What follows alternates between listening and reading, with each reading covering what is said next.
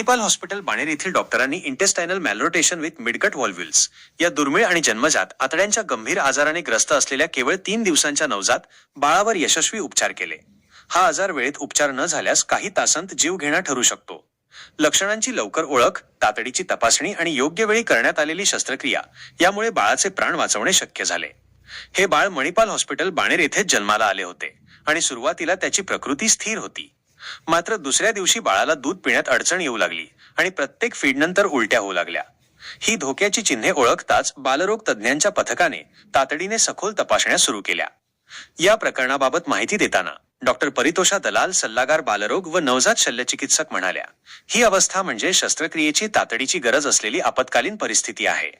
बाळाची तत्काळ तपासणी करण्यात आली आणि तातडीची पोटाची सोनोग्राफी तसेच इतर उच्चस्तरीय तपासण्या केल्या। त्यामध्ये लहान आतड्याच्या सुरुवातीच्या भागात अडथळा निर्माण करणारा इंटेस्टायनल मॅलरोटेशन विथ मिडगट व्हॉल्व्ह्युल्स हा आजार असल्याचे स्पष्ट झाले। या स्थितीत चुकीच्या पद्धतीने बसलेली आतडी स्वतःच्या रक्तपुरवठ्याभोवती सुपिरियर मेसेंटेरिक आर्टरी वळतात, ज्यामुळे आतड्यांना जाणारा रक्तपुरवठा थांबण्याचा आणि आतडी सडण्याचा धोका निर्माण होतो। त्यामुळे बाळाला तातडीने शस्त्रक्रियेसाठी नेण्यात आले। सोनोग्राफीमध्ये टिपिकल चित्र असतं ज्याच्यात इंटेस्टायनल मॅलरोटेशन आणि मिडगट व्हॉल्व्ह्युल्स ही मेडिकल टर्म आहे। त्याच्यासाठी सोप्या भाषेत सांगायचं तर आपल्या आतड्यांची एक ठराविक रचना असते पोटात।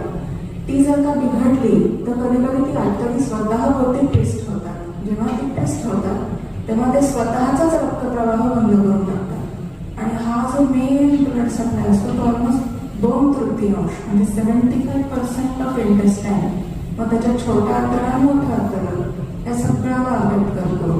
त्यामुळे ह्या परिस्थितीत ह्या बाळाला अशा प्रकारचा डायग्नोसिस असताना एकदम rapid fire surgery is the treatment. हे वेळेत नाही केलं, 6 तासांच्या आत सर्जरी नाही केली, 75% ब्लॉक असला तर आपल्याला फार कमी आतडं सेव्ह करता येईल।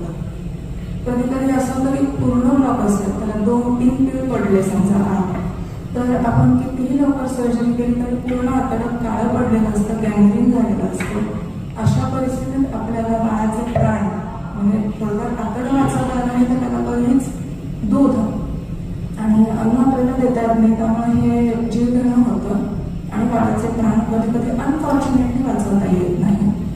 दॅट इज वाय ह्याच्यात वेळेचं इतकं महत्त्व आहे। सो जसं मला सांगितलं की ह्याला असं सोनोग्राफीमध्ये चित्र दिसले, थोडंसं एक ॲडव्हान्स्ड रॅपिडली एक एक्सरे इन्व्हेस्टिगेशन असतं ते केले आपण आणि लगेच आई वडिलांना काउन्सिल करून काही तासांच्या आत सर्जरीसाठी घेतलं।